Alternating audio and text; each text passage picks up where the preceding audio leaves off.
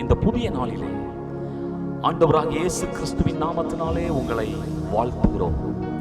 உபாகமம் 26ஆம் அதிகாரம் 19ஆம் வசனத்தில் கர்த்தர் சொல்லுகிறார், நான் சொன்னபடியே நீ உன் தேவனாகிய கர்த்தரான எனக்கு பரிசுத்த ஜனமாய் இருப்பாய்.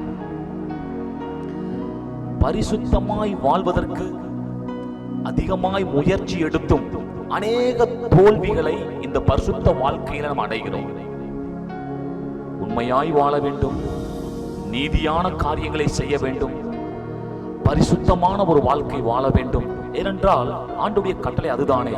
அவர் சொல்லி இருக்கிறார், நான் பரிசுத்தர், ஆகவே நீங்கள் உங்கள் நடக்கைகள் எல்லாவற்றிலும் பரிசுத்தமாயிருங்கள் என்று அவர் கட்டளையிட்டிருக்கிறாரே. அந்த கட்டளைக்கு கீழ்ப்படிய எவ்வளவோ முயற்சி எடுக்கிறோம், ஆனால் அந்த பரிசுத்தத்திலே சில நேரத்தில் தோல்வி அடைந்து விடுகிறோம். ஆனால் இந்த காலை வேளையிலே ஆண்டவர் நமக்கு ஒரு வாக்குத்தத்தத்தை தருகிறார். நான் சொன்னபடியே நீ உன் தேவனாகிய கர்த்தரான எனக்கு பரிசுத்த ஜனமாய் இருப்பாய். ஆண்டவர் சொல்றாரு, நீ எனக்கு பரிசுத்த ஜனமாய் இருப்பாய் என்றால் நம்முடைய வாழ்க்கை அப்படி மாறிவிடும். ஏனென்றால் நாம் ஆராதிக்கிற தெய்வம் பரிசுத்தராய் இருங்கள் என்று சொல்லி கட்டளை போடுவர் மட்டுமல்ல, அவர் சொல்லுகிறார், நானே உன்னை பரிசுத்தமாக்குகிற கர்த்தர் என்கிறார். நம்மை பரிசுத்தமாக்குகிறவராகவே இருக்கிறார்.